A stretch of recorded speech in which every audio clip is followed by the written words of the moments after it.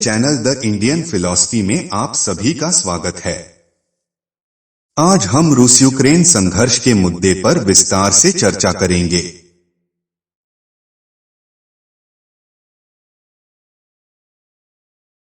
उन्नीस में रूस के नेतृत्व वाले सोवियत सोशलिस्ट रिपब्लिक संघ यूएसआर की अर्थव्यवस्था के खस्ता होने व उसके कई हिस्सों में असहमति बनने के कारण 15 हिस्से अलग होकर 15 नए देश बन गए। इसी में से एक था यूक्रेन, जिसे लेकर अभी पूरा बवाल मचा हुआ है। कहानी समझते हैं। दरअसल इसे समझने के लिए रूसी क्रांति तक पहुंचना होगा। साल 1917 में रूस में एक क्रांति हुई और ये क्रांति वहां के शासक के खिलाफ हुई, जिसके परिणाम स्वरूप 1918 में यूक्रेन भी रूसी शासक के चंगुल से आजाद हुआ। लेकिन ये आजादी ज्यादा दिनों तक नहीं रह पाई और साल 1921 में लेनिन की रेड आर्मी ने यूक्रेन पर कब्जा कर लिया। रूसी क्रांति के बाद 1922 में यूएसएसआर की स्थापना हुई। ये 15 अलग अलग सोवियत सोशलिस्ट रिपब्लिक का एक यूनियन था। इसी में से एक देश था यूक्रेन। 1991 में यूएसएसआर से अलग होने के बाद भी यूक्रेन रूस के साथ खड़ा था। लेकिन विवाद तब शुरू हुआ जब रूस ने साल 2014 में यूक्रेन के एक हिस्से को, जिसे क्रीमिया के नाम से जाना जाता है, पर हमला किया और उसे रूस में मिला लिया।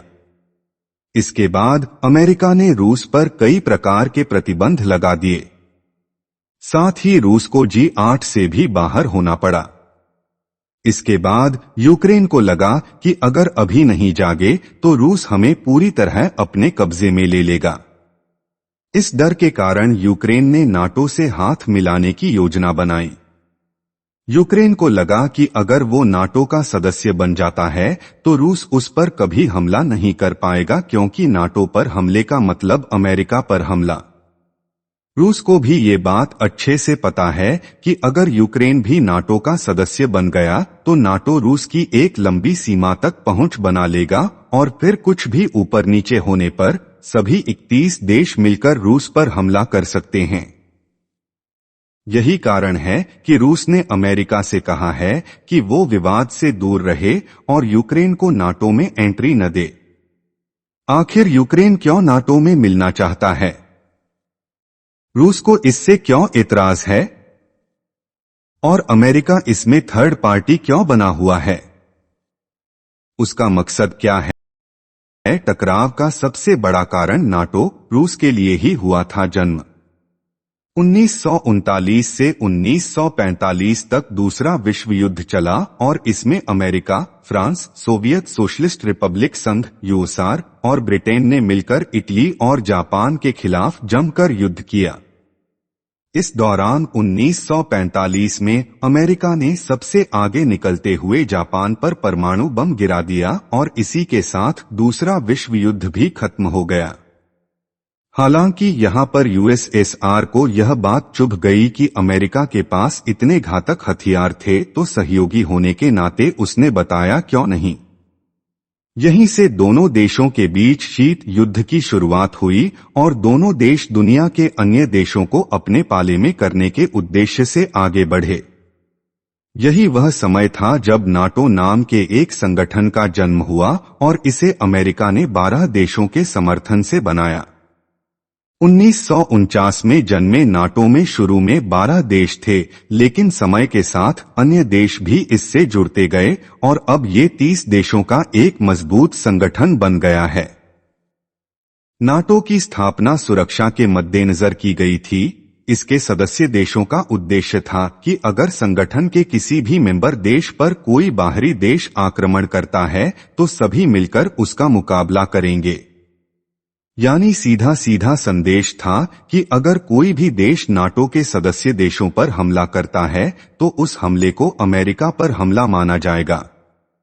यूक्रेन पर हमले के खतरे को देखते हुए अमेरिका और यूरोप के कई देशों ने भी रूस की सीमा पर अपने सैनिकों की तैनाती कर दी है। इसके अलावा नाटो गठबंधन में शामिल देश भी रूस को रोकने के लिए पूर्वी यूरोप में हथियार और सैनिकों को जुटा रहे हैं। रूस और यूक्रेन के बीच पिछले 2 महीनों से तनाव है। रूसी सेना के करीब 1,30,000 सैनिक लगातार यूक्रेन से लगी सीमा पर युद्धाभ्यास में जुटे हैं। वहीं यूक्रेन की तरफ से भी सीमाई शहर डोनेत्स्क और लुहांस्क में 20,000 सैनिक मोर्चे पर तैनात किए गए हैं। संघर्ष के कारण शक्ति संतुलन। जब से यूक्रेन सोवियत संघ से अलग हुआ है, रूस और पश्चिम दोनों ने इस क्षेत्र में सत्ता संतुलन को अपने पक्ष में रखने के लिए लगातार संघर्ष किया है। पश्चिमी देशों के लिए बफर जोन, अमेरिका और यूरोपीय संघ के लिए यूक्रेन रूस और पश्चिम के बीच एक महत्वपूर्ण बफर जोन है। काला सागर में रूस की रुचि। काला सागर क्षेत्र का अद्वितीय भूगोल रूस को कई भूराजनीतिक लाभ प्रदान करता है। सबसे पहले यह पूरे क्षेत्र के लिए एक महत्वपूर्ण क्षेत्र है। काला सागर तक पहुंच सभी तटीय एवं पड़ोसी राज्यों के लिए महत्वपूर्ण है। दूसरे, यह क्षेत्र माल एवं ऊर्जा के लिए एक महत्वपूर्ण पारगमन गलियारा है। यूक्रेन की नाटो सदस्यता। यूक्रेन ने उत्तरी अटलांटिक संधि संगठन से गठबंधन में अपने देश की सदस्यता में तेजी लाने का आग्रह किया है। रूस ने इस तरह के एक कदम को रेड लाइन घोषित कर दिया है और अमेरिका के नेतृत्व वाले सैन्य गठबंधनों तक इसकी पहुंच के परिणामों के बारे में चिंतित है।